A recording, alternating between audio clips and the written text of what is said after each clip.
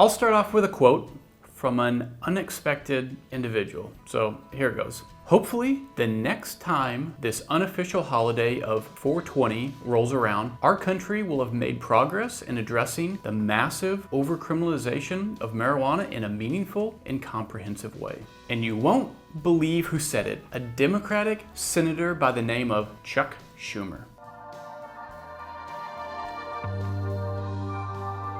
According to a recent Gallup poll, 70% of Americans support the legalization of cannabis. Talk about a trend reversal for an entire country. Back in 1969, when they first started polling Americans, only 12% supported legalization. Let's clarify one thing. Senator Schumer is not proposing legalization, but decriminalization. But let's get real, it's basically the same thing. You get caught smoking pot when it's decriminalized, it's just a slap on the wrist, a fine, a ticket. It's like speeding.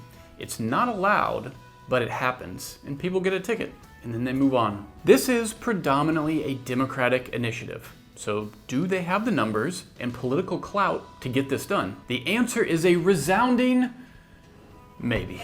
Seriously, sorry for the buildup, but it's maybe. The Dems control the House with what stands out about a 220 to 211 majority. The Senate is dead split at 50-50. And of course, President Biden is a Democrat. Okay, so the maybe starts to materialize. Dems might have enough control. So why was this legislation introduced now? What are its chances and who stands to benefit? First, why this was introduced now. Schumer seems to be a supporter of the legislation. The American people seem to support it. So if it passes, who looks good? The Democrats. They serve the will of the majority, right? But what are the chances with such a slim majority? Here's that resounding maybe again. This might be a political red herring. What I mean by that is the Dems might try to use this legislation as a bargaining chip to further their agenda on another initiative like infrastructure spending or healthcare. They'll introduce this,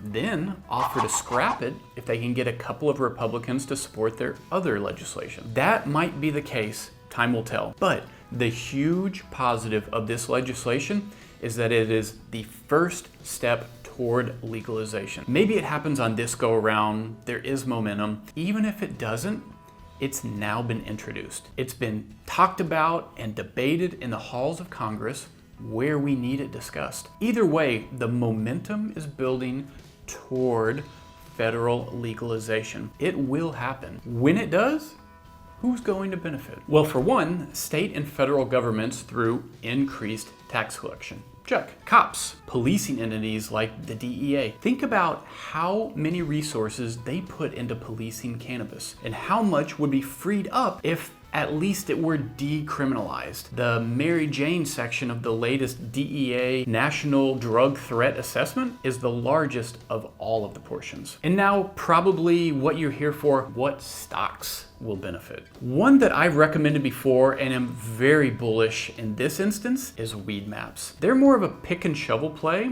that will benefit as cross-border legalization happens. I also get lots of questions about how I view the cannabis retailers, and it's basically the same for all of them like Planet 13 or MedMen. If they can carve out a nice niche with a strong customer satisfaction, they will do okay. Not great, but okay. They'll have the same challenges that so much of general retail is having right now. Scalability is difficult and overhead is expensive. This depresses margins as they grow larger and larger, and at some point, it just doesn't make sense to continue scaling. So investing in cannabis retailers or even a pick and shovel retailer like GrowGen will have limited upside. One that I like in the extraction space is Valen's, ticker VLNCF. They trade over the counter. Another in the distribution space is Trulieve, ticker TCNNF. Both have pulled back recently and have set up nice entry points. But again, maybe I'm adding too many stocks for you to evaluate and consider. Is broader exposure a better play? If you think so,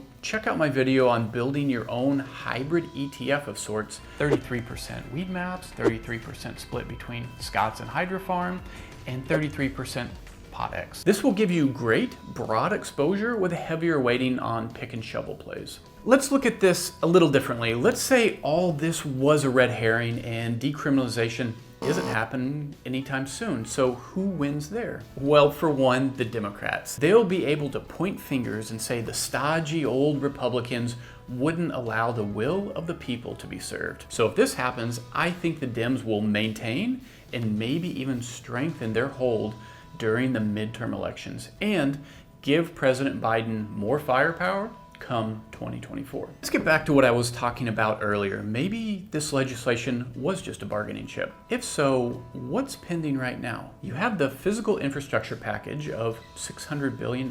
That actually has bipartisan support. But the $3.5 trillion human infrastructure package, that is still partisan. So that's what the bargaining chip would be used on. Now, hold on. Let me say that again. $3.5 trillion.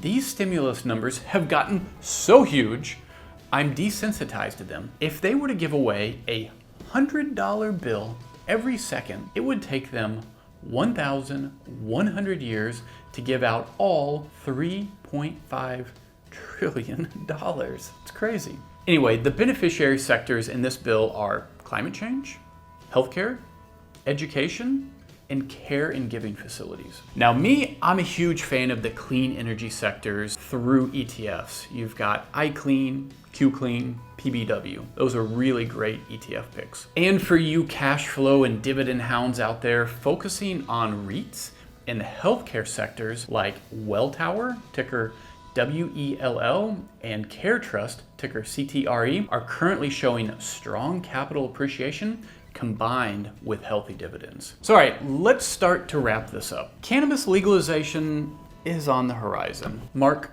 my words. Maybe near term, maybe midterm. Anytime these keystone bills are introduced, there are winners that we as investors can focus on to make money. I think this was a smart move by the Dems. They should benefit either way it goes. Cannabis pick and shovel plays will also benefit. If this was all just a bargaining chip, look to the infrastructure play in energy, healthcare, and education to be the beneficiaries. Wait, stop! I just realized if you've watched me talk this long about these ideas, then you got some value out of this. I'm a new creator, I have a small channel, so please hit that like button. It's carbon neutral. Google says so right there on their search page. And leave me a comment down below. I'm always looking for feedback. Let me know your thoughts.